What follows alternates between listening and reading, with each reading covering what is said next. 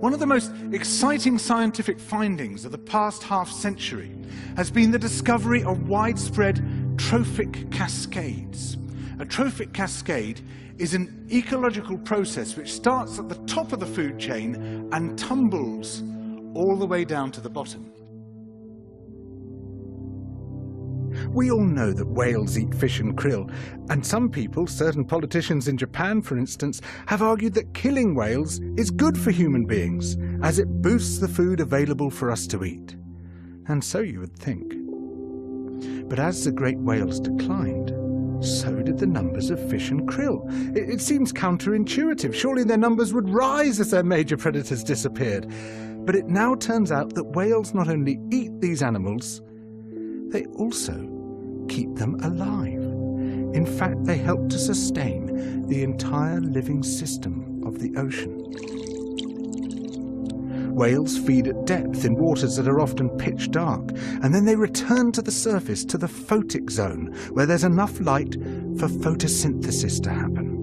There they release what biologists call fecal plumes, vast outpourings of poo, punamis. These plumes are rich in iron and nitrogen, nutrients which are often very scarce in the surface waters. And these nutrients fertilize the plant plankton that lives in the only place where plants can survive, the photic zone. Fertilizing the surface waters isn't the only thing the whales do. By plunging up and down through the water column, they also keep kicking the plankton back up into the photic zone, giving it more time to reproduce before it sinks into the abyss.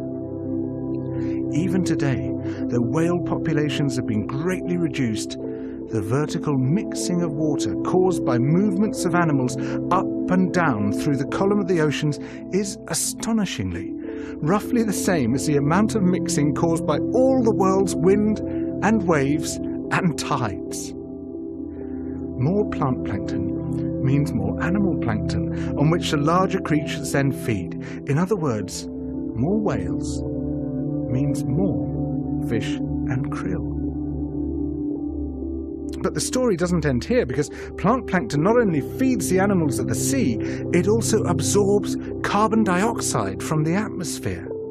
When eventually it sinks to the ocean floor, it takes this carbon out of circulation down to a place where it remains for thousands of years. The more whales there are, the more plankton there is. The more plankton there is, the more carbon is drawn out of the air.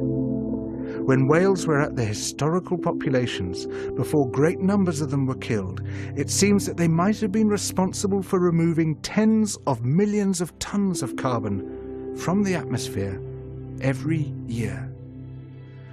Whales change the climate.